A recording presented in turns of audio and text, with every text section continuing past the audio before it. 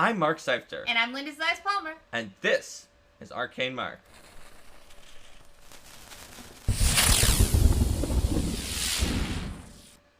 Welcome everyone to GM Tools, Reinforcing Memory.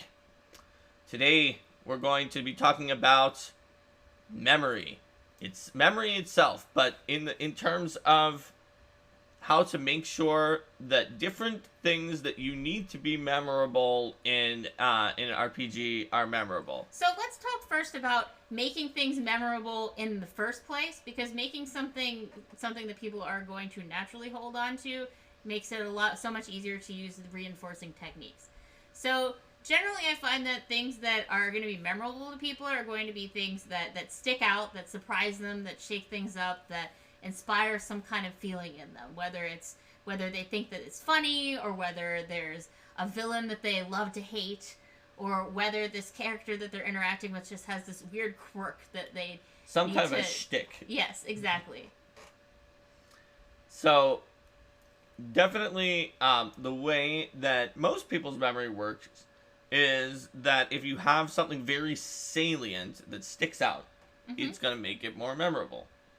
Like, if you have somebody who just slashes at you with a sword, that's probably going to happen a lot. But if they are wearing a shockingly violet outfit, and their sword is shockingly violet, and they call themselves the Amethyst Avenger, that's going to be more memorable than just some random person who is attacking you with a sword. Even if they weren't that important to the plot.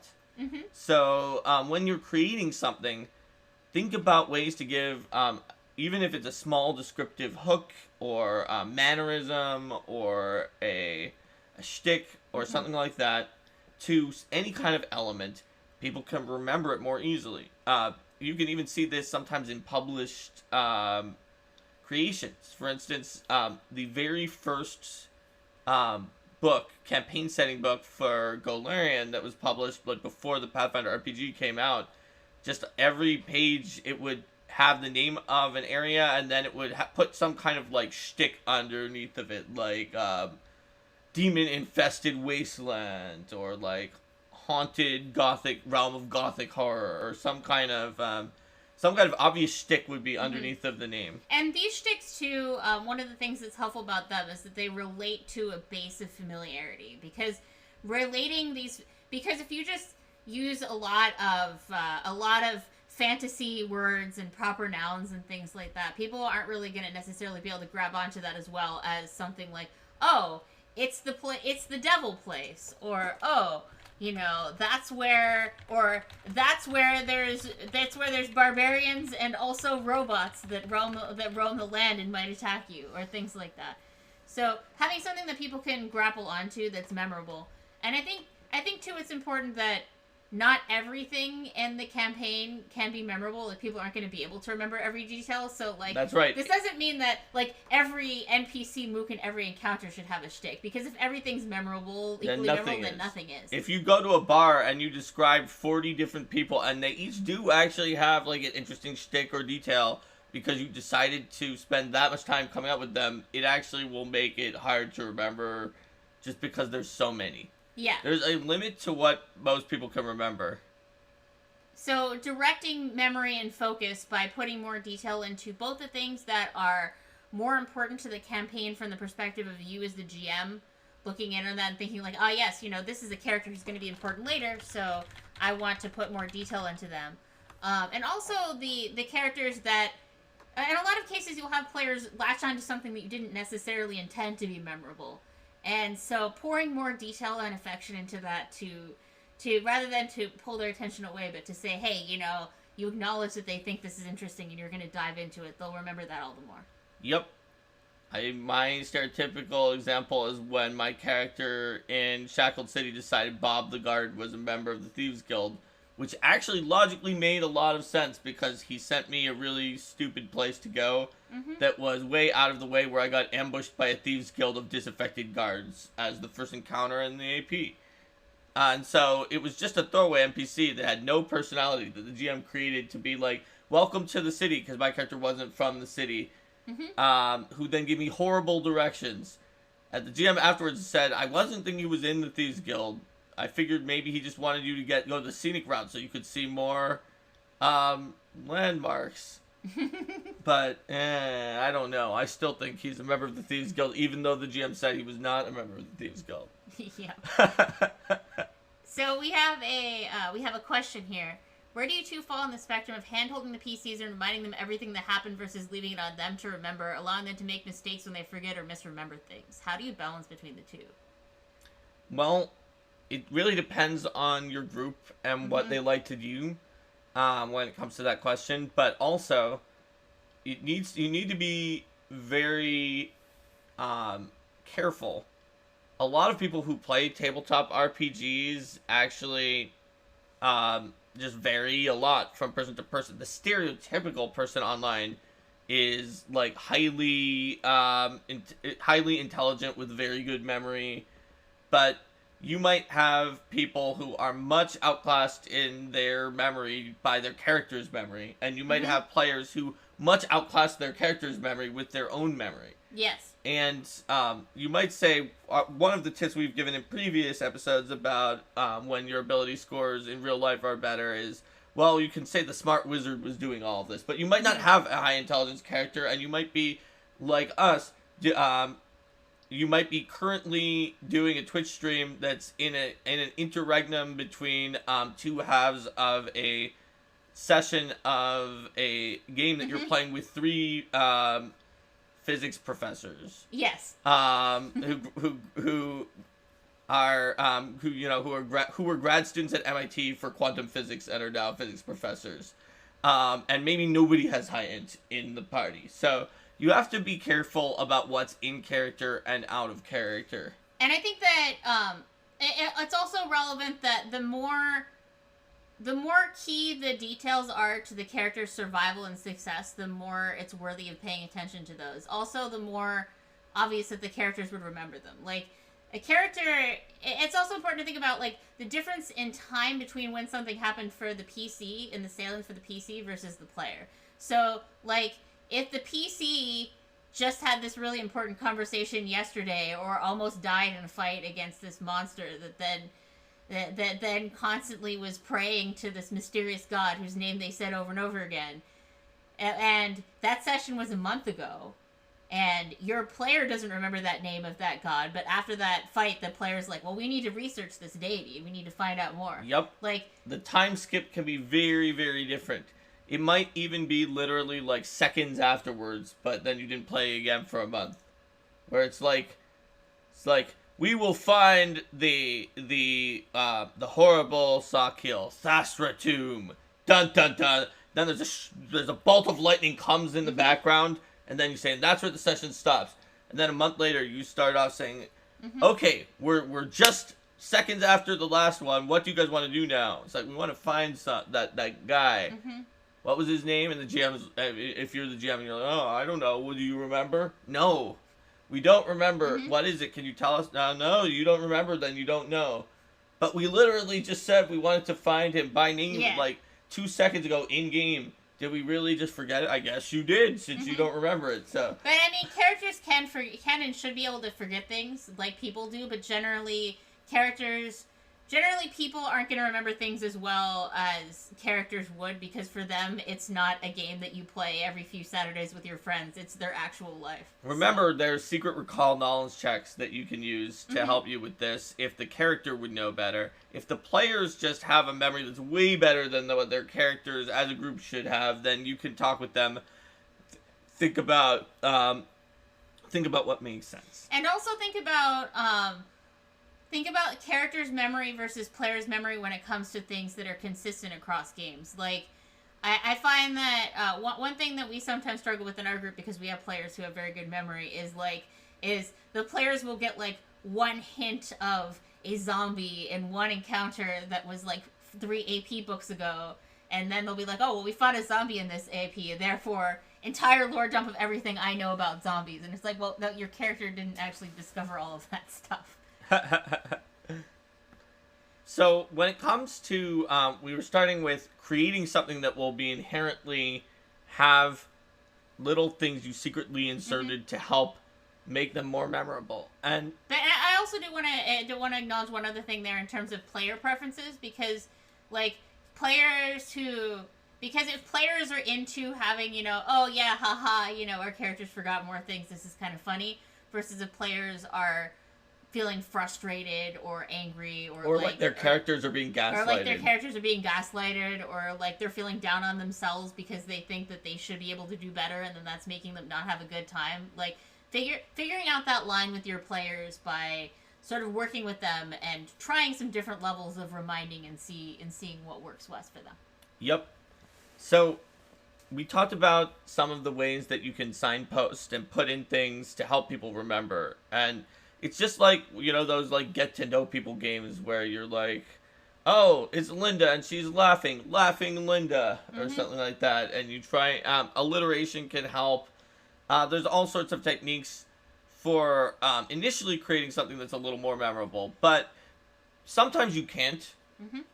And sometimes even if you do, that's not enough, especially if there's several people that they have to remember all at the same time. Or if the players are distracted at the time. Which they often will be, as Nicole mentions, now that people are doing a lot of things online in the current environment. They're even more likely to be super duper distracted than they were before. And so there are other techniques that you can use to take something that has a inherent memorability rating and boost the chance that people are able to remember it. And that doesn't just mean like the name of an NPC or a town. That could be a rule in the game that you want people to remember, or anything else. So let's talk first about what kinds of reinforcing techniques you can do during the session itself. All right. So in that case, first of all, it's important to understand what makes your players tick in terms of their memory and learning. In sort of pedagogical parlance, and pedagogical parlance. Wow, that's just so much random vocab. But in pedagogical parlance, a lot of times learning can be split up into a variety of overly generalized buckets that are not super accurate, but are still maybe useful. Of whether someone learns as a visual learner from seeing things, an auditory learner from hearing them, or a kinesthetic learner from writing them down. And often a lot of learning is really biased towards assuming that people are kinesthetic. And as someone who is absolutely not, and has to use way too much of my faculties to write things down, and so I'm not paying attention, and they go into the hand, onto the page, and out my ears. Whereas if I can hear it and see it and engage it with my senses, but I don't have to do anything, I learn it better. Yeah. You need to know what's true for your players. If they are, like many people, but not me, someone who writing things down can help, then having them take notes, maybe write a real written report that is, like, as the player, that the character is giving to their superior as a report of the situation. Having them give reports during the session, like before the session ends, where they have to remember the thing. Before the session ends, like they go into something and then they're talking to an NPC about like, oh my gosh, you guys look really beat up. What happened in there? Because it doesn't, and shaking up the different ways that you do that too. And also, if you can do it at the beginning of the next session. So, for instance, having them write a report for their superior before the session ends, and deliver it to their superior verbally, reading their report at the beginning of the next session, can have an effect that helps people in multiple ways. Trippy says that players doing the recap before the end of the session really helps figure out what they don't remember as well. That's a great point. Yep. Because when you hear these recaps from the players, and they don't include some crucial details, and that's a good signpost to you that either it's worth filling them in, those details in right now at that time to give them those information, or if you're worried that doing so is going to be like, well, did you see the obvious thing that's definitely important to the plot, and now is going to be more important? Like, if having it come back up again in that next session. If in your plot, everyone meets in a tavern and they're having a good time, suddenly a dragon burns down the village, kills all of their families and everyone except the PCs, and then flies off to Dragon Mountain, and then the PCs go to Dragon Mountain, and they're like, we're going to Dragon Mountain, and then their summary is, we were in a tavern, and now we're going to Dragon Mountain, and I can't really remember why. I guess we just have to. Then it's a good note that they forgot about that part where the dragon killed everyone in the village and their entire families except for them. which is a little weird, but also you probably never would have expected that they would not remember that as it was happening and they had to dodge the burning debris. Yeah. And you'd be like, did you not remember dodging the burning debris and everyone dying and the entire village burning down? And they're like, oh, right, yeah, no, I was totally going to forget that. Yeah. So then you can, having things both in the beginning and the end, and having people give in-character conversations and recaps. There are neither beginnings nor endings to your sessions. And for these in-character recaps, it can be easy to fall into a pattern where you have, like, the chronicler player who's the one person who remembers what's going on, and they're the one who's always giving these recaps and things like that. So having both in and out of character working to engage multiple players in different aspects of the recap, and have it be a collaborative experience where everybody is pitching in what they remember to construct the narrative together. Yep. So, recaps are not the only way to do this, though, because also, recaps, other than where you poke and prod the recaps, hopefully they have remembered at least some of the facts up to the point of the recap.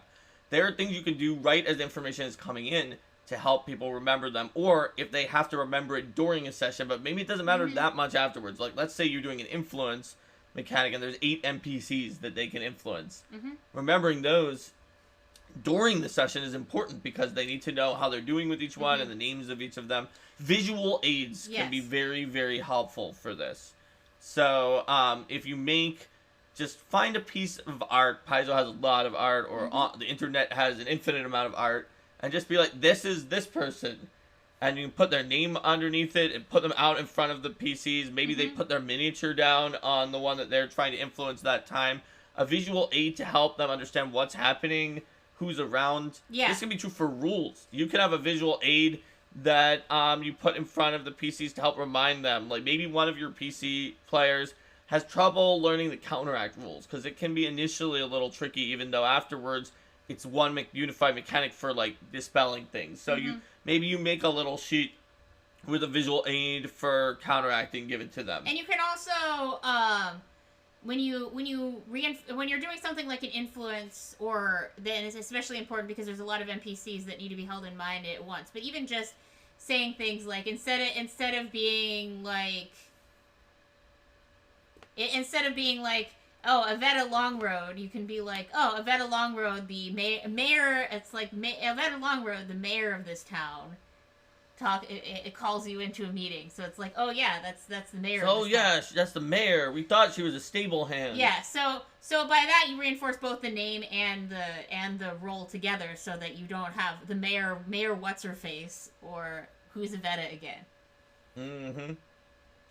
That's right.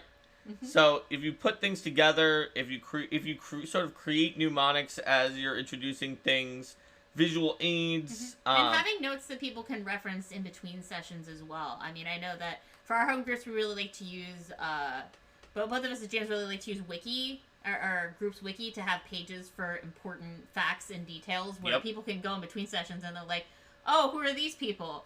So like for War for the Crown, I constructed a War for the Crown NPCs page as a player, where I gathered together like all the art that Mark had given us of people and like the basic facts this was important too, because these were constructed with our group as the players saw them. So it created a nice separation between what is GM knowledge and what's actually been conveyed to the players. And I would then ask the fellow players, like, okay, did anybody remember any other important details about these people? No, that sounds good. Okay, this is our character's memory about these players. That's right. NPCs. So using other media, basically, other than just sitting around telling someone the thing, is something that can help reinforce memory.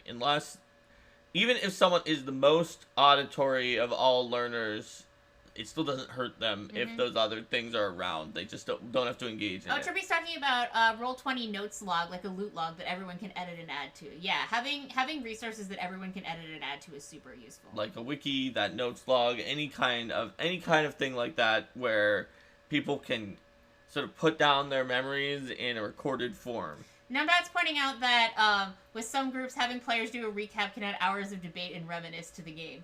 So it is important to make sure that like the recap doesn't completely consume the recap and the debate over it completely consume the session. I mean, that's something that even people who make some TV shows that are serial could learn that lesson of making sure that the recaps and the flashbacks don't consume a huge percentage of their episodes. And it's totally okay to focus the recap more in on the details that are going to be important in that time.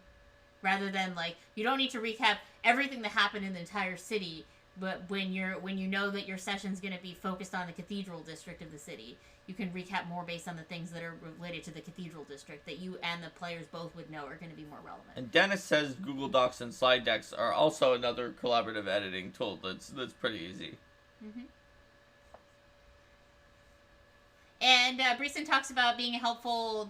Having policies do the recap helps the GM see what they latched onto, what stood out most. Yep. Because this is a good point that it's not just what they remembered, because then I can fill in what they forgot. It also signals to the GM what they found most interesting and fun, and therefore should become more important. I mean, if you find that like crazy old Tanner, the random sailor, is the most memorable thing about First Steps Part 3, and everybody always remembers him, then that tells you something about that character. So, absolutely. So, that we talked about, for starters, building something that already has little latch-on pieces that can help people remember it. We talked about presenting something in a way that can be more memorable, and techniques as you're presenting them or shortly after you're presenting them that can help to establish the memory. Now we should talk about techniques to help recall and pull out the memory other than just blatantly telling them, this is that person that you saw that time before, to allow the players to have an aha moment. Yes. So I would say that characterizing something repeatedly in the same way, even if you're not necessarily going to say, oh yes, this is definitely the person who looks exactly the same as previously, especially when you're doing a mystery, right? You don't want to just blurt all the clues. But if you're presenting them in a similar way, and then you keep having these themes that come up, like, oh, we keep seeing a woman with red hair and an emerald necklace. Oh yeah, haven't we seen a woman with red hair and an emerald necklace before? And they may only remember the second most recent time they saw a woman with red hair and an emerald necklace, but then they can eventually start to piece things together. Absolutely. And another thing another form of this technique is even one that's used for the memory of the person saying it. The one that was used like in epics like the Odyssey and the Iliad to remember them is ritual expressions that are the same every time about something, like Rosy Fingered Dawn. Those would help the bard who was memorizing the entire epic to keep the chunks memorized because of those expressions that were always the same. And it can also help a player to remember something coming up by associating it with the memories of what's going to happen around that expression. Just like the red-haired woman with the emeralds. You actually could use exactly the same phrasing every time if you want to recall memories of chunks of thought and memory that happen around that phrasing. Assuming Warlock says, Skulls remember by hitting the same audience member each time.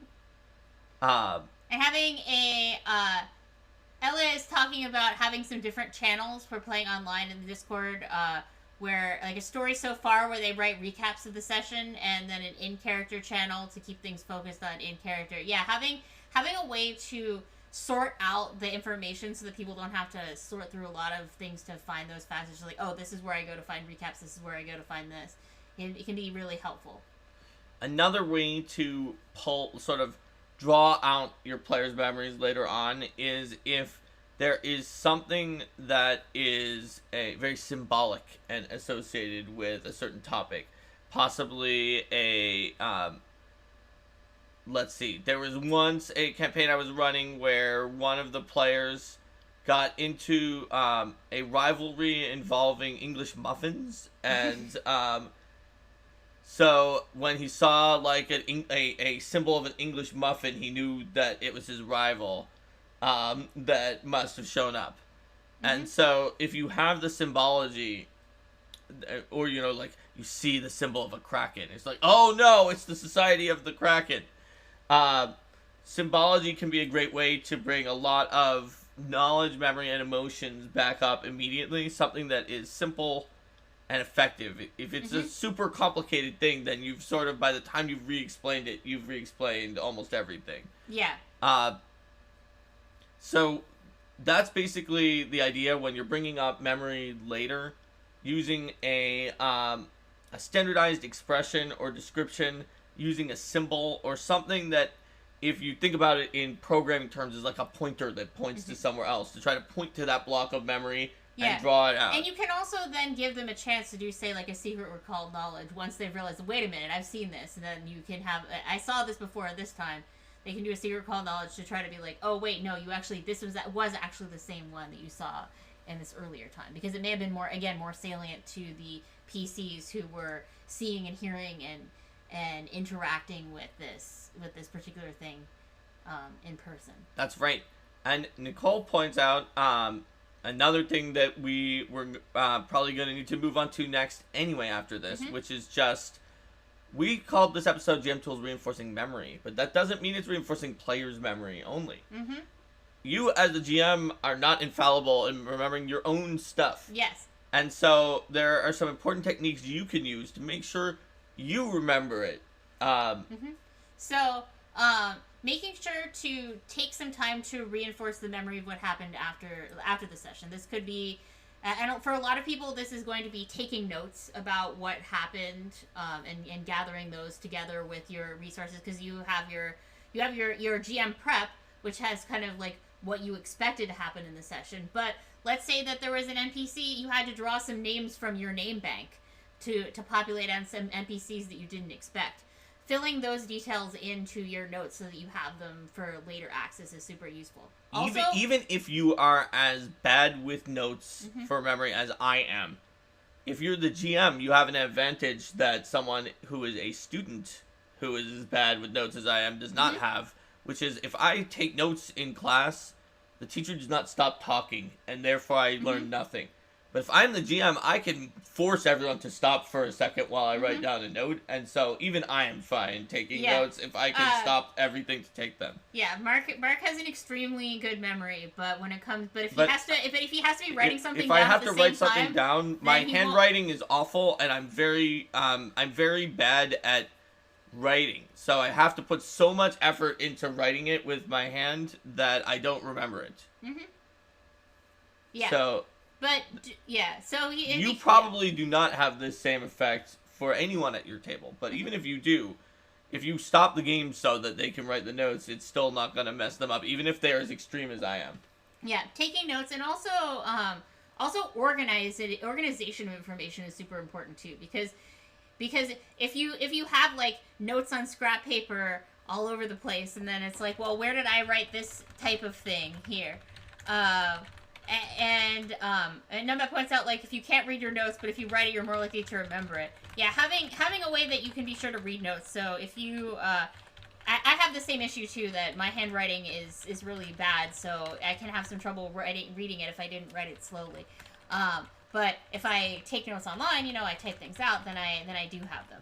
But having notes in a format that is organized in a way that makes sense to you and ideally is searchable is great, because then you can have, like, what I'll have is I do for Adventure Paths, for example, I'll have a folder for all my GM notes for an adventure path, and then I'll organize them I'll have those notes organized by part, and on like notepad files or other files that are tagged by subject, and then I can search for particular things. But then I'll know, like, oh, this is the note file that's for side quest from part 3. So even if notes are the last thing you want to do, if you're the GM, you can stop and take them, and you will have to. If you made up a new name, you're probably not going to remember all of them, and you made up some random additional details that you think are important. And so that's the best way to make sure that you have it at hand for later. It's also, you can try to create characters that have names that are alliterative or that have some kind of connection in your own head with a fact about them, so that you can you have a mnemonic that's built in to remember them. Like, people... Like if you have a werewolf named Bernard Shepherd, for example. Then it might be easier to remember that name. for some reason. Let's see what people are saying here. It looks like H2O SW has the same struggle that you have with notes. Yes. The good thing for me is because I'm so good at remembering everything else, as long as I don't take notes, I'm fine, and I can go all the way through the final just off of the lecture. Mm-hmm. But if I take them, whoop. So there is one other secret trick that you have as the GM when we're talking about, well, what if your players remember this connection but you don't, where you just happen to have put a let's say you are like the Art of Skull and Shackles, mm-hmm. and you happen to have put like 30 red-haired women in for every one woman who is not red-haired mm-hmm. by accident. And they weren't supposed to be the same person, but your PCs have picked up on it, and they're like, there's always this red-haired woman with mm-hmm. green eyes in town. I wonder if she's following us. And you have the power of the GM to be like, shh, not say, oh yeah, mm-hmm. sure, just be like, uh-huh. And then they later find out it was a spy who was following them, and they caught her because they noticed the red-haired woman with green eyes. You can also even though you did not remember that you did that. Yeah, you can also prompt them to elaborate on that theory, so that you can figure out like what they've figured out and make something fit in with that. Because so it's like, so what makes you think that? And then see sort of what they're, or listen in on those conversations and use those. Because that can also help because there are going to be times when you didn't write things down in your notes and you forgot something, and getting players to recap you on what they remember can really help there. Mm-hmm. So the power of having your players to crowdsource ideas and memory. At a certain point, if you've gone to the limit of what you remember and what your players remember, then everything else might as well, all those other details might as well not exist, and you're free to fill in the rest as if you had never specified it.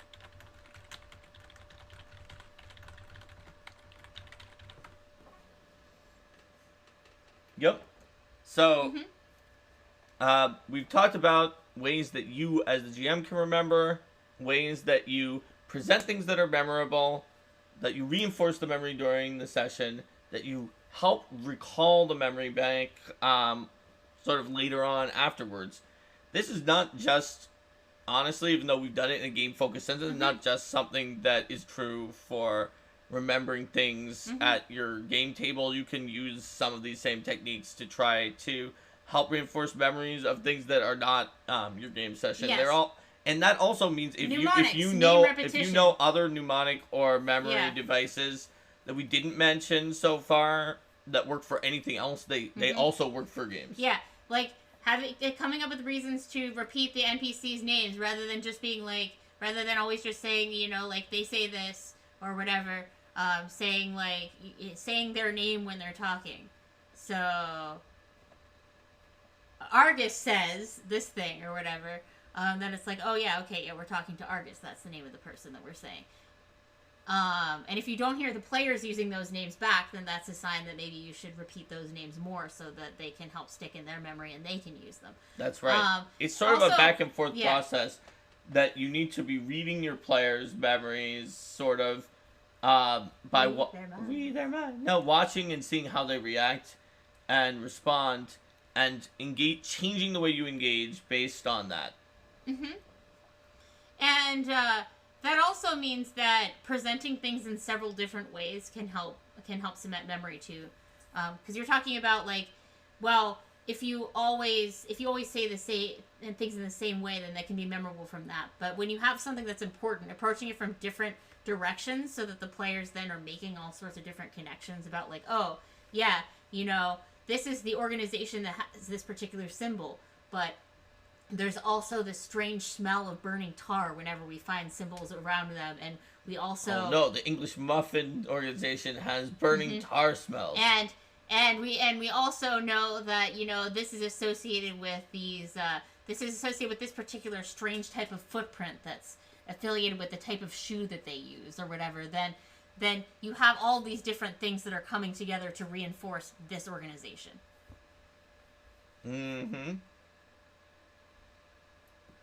The more that you have, the more that you can use to remember. And if you really want to do some kind of advanced high level stuff, you can try to engage your PCs. This takes a significant amount of out of character effort. You can create non-verbal forms of characterization, such as a musical leitmotif that you play every time that a certain character appears. Think Darth Vader, and you'll immediately think the Imperial March, which is his leitmotif, because Star Wars totally had leitmotifs, or has leitmotifs.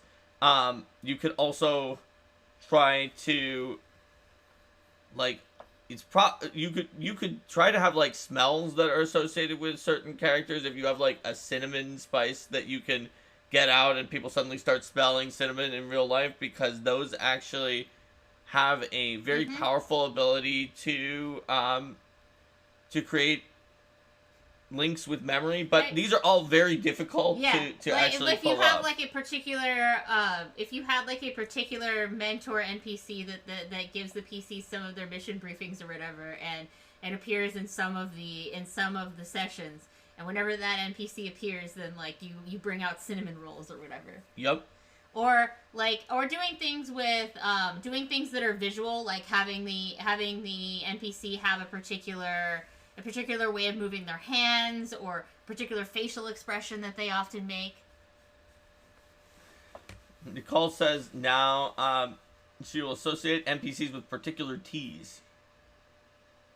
Yeah, you can you could totally do that if you want. You could be like, oh, this is the NP. This is the peppermint. This is the peppermint one, and this is the cinnamon spice one. And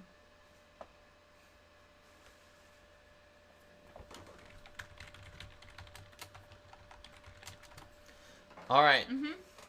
So, I think that I've covered pretty much all of my secret tips and tricks, but the most important one, because remember we said that repetition is important for memory, most important takeaway is that the memory techniques that work the best are the ones that engage with your player's particular learning styles. And anything that we said in this session or in this episode, other than maybe repetition, there's no one who's going to remember it worse if you say it more times, but almost any of the other techniques might not help at all. And if they require your player's attention, such as note-taking, you could have a weird player. And someone else here in the chat said that they have the same thing that I do, where taking notes can actually distract them. It's very rare. Usually it helps.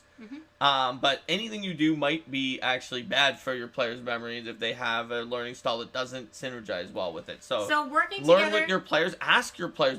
They probably know by the point in time where, unless you're playing with your kids, which is awesome that you are, and they don't really know their learning style yet, they probably have figured out certain techniques that work for them that they might suggest and be like, oh yeah, it would be more effective to me if you did. I know it's a lot of work, but if you did come up with a leitmotif, and maybe I'll help. Yeah. Come up with leitmotifs for characters that I associate, and see if you as the GM think that song fits them. Yeah. So working together and using a variety of different strategies at once to see what works, and knowing that you're probably not going to luck out and have the exact same strategy work best for all of your players anyway, and having different techniques being used at once helps reinforce regardless. So. All right. So I think that's about it. Do you have anything else? No. All right. Then in that case, let's say goodbye to YouTube. Bye, YouTube. See you next time. Bye.